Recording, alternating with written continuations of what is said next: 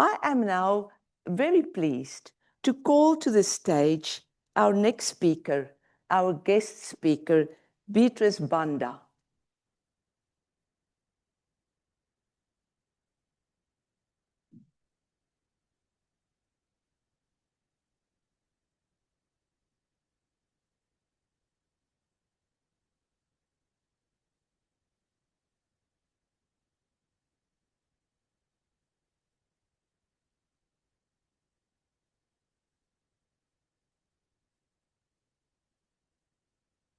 Hello, Beatrice. You're most welcome. I'm going to introduce you, and would you mind to take a seat?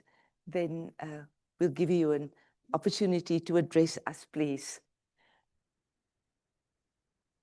So Beatrice Banda is a young leader from Tanzania and the Human Resource Manager and Gender Specialist at Empowerment of Marginalized Communities Tanzania, better known as E-MAC. Founded in 2013, E-MAC Tanzania is a national NGO committed to improving the lives of marginalized communities across Tanzania. They focus on water and sanitation, health, economic empowerment, and climate resilience, guided by values of equity, transparency, and innovation. Driven by a deep belief in dignity and social justice, E-MAC works alongside women, youth, and underserved populations to create lasting change through community-led solutions. From fighting harmful practices like female genital mutilation to increasing access to reproductive health services, from supporting young mothers with entrepreneurship training to planting thousands of trees to combat climate change. They equip communities with the tools and the knowledge and support systems they need. Beatrice has a keen eye for talent and ensures her team is not skilled, but also happy and motivated to achieve greatness. Beatrice is a true champion for equality and she is an unwavering advocate for gender inclusivity in every aspect of their work. Additionally, she actively fights against FGM, making a significant impact in promoting gender equality. She fosters an environment and empowerment and support, making their workplace a truly inclusive and a welcoming space. Beatrice's leadership and strategic mindset have led initiatives from inception to success, ensuring every milestone is met with passion. We are delighted to welcome Beatrice today. After a challenging journey and many issues with securing her visa, but she's here and we are so happy, and I would like to invite you to the podium, please. Looking forward.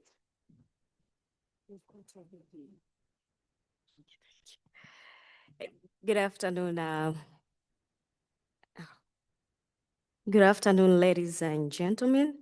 Madam President, I'm so sorry to say that she stole the whole speech. Well, I'll just read mine, and then you can just compare the notes. Well, as she said, my good name's Beatrice Banda, and I'm from Tanzania, from Empowerment of Marginalized Communities. I am a ACWW coordinator from East, West, and Central Africa. I am a gender specialist as well as project manager. I am truly honored to stand before you today. And first of all, I would like to sincerely thank you, the World President, Madam Maggie de Kock, and the Executive Director, Tish Collins, for inviting me to attend this conference. It is a valuable opportunity for me to learn from inspiring women from all over the world. This is my very first time attending the conferences. My journey began in 2018 when I started working with E-MAC as a gender specialist, supporting marginalized women. My work was on health, WASH, which is water, sanitation, and hygiene, livelihoods, which is also called economic empowerment, and environmental conservation, specifically on climate change. And these are essential services that directly affect the dignity, well-being, and development of women and girls in our communities. Our partnership with ACWW goes way back to 2019, where ACWW and E-MAC worked together to address gender-based violence, including the female genital mutilation, FGM, and sexual and reproductive health services. FGM is a deeply rooted cultural practice affecting girls and women in Maasai community.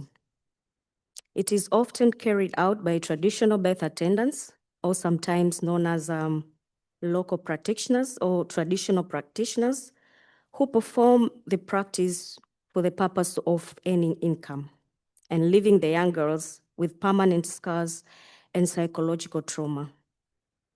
Through this project, we did successfully conducted alternative rite of passage.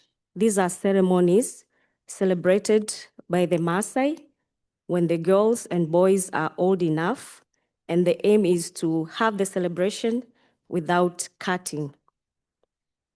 But we realized that the practice began to shift.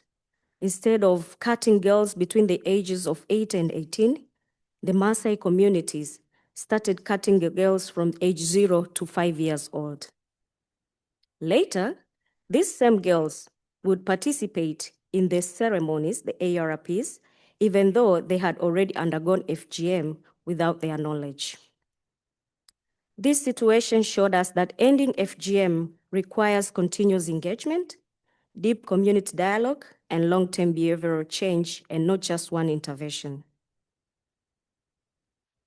In 2024, again, ACWW supported E-MAC and allowed us to work towards health equity, empowering women through access to sexual and reproductive health services.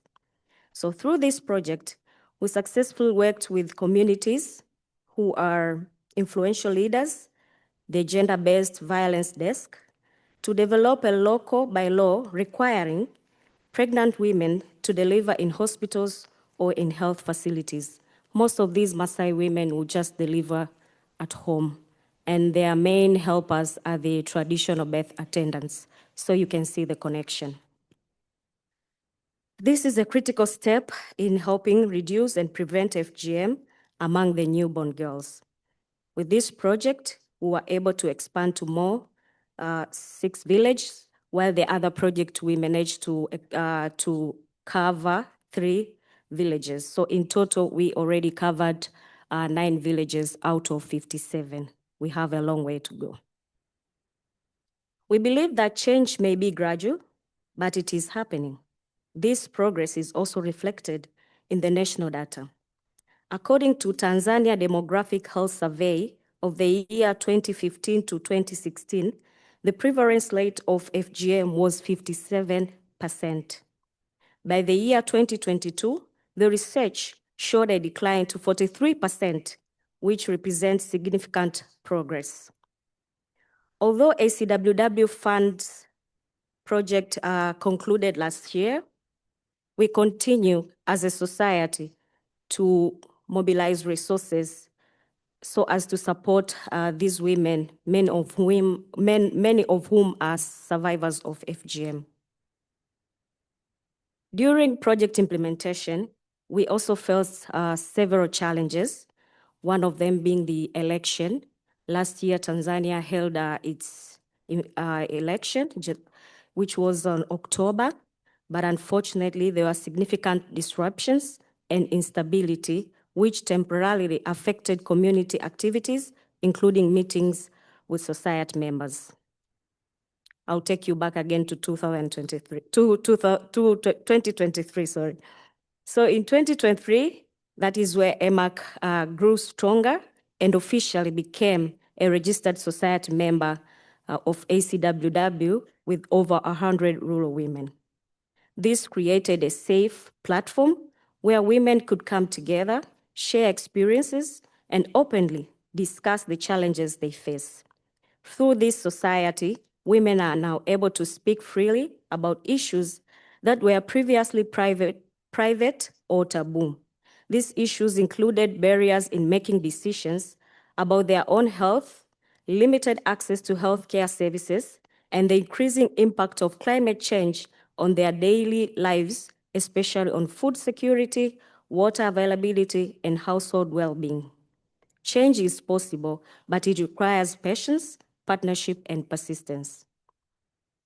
My personal journey with E-MAC and ACWW has been deeply transformative. I was entrusted with the coordinator position with the society because of my active engagement in gender-related work and my commitment to supporting rural women. This role has strengthened my belief that when women are given trust and responsibility, they lead with dedication and impact. Leadership for me is not only position, it is about service, consistency, and standing alongside communities in their real struggles. Today, I consider myself not only a coordinator, but also a voice for rural women who are often unheard. I am passionate about ensuring that women in my rural area can participate in decision-making, especially on matters that affect their lives, health, safety, and future.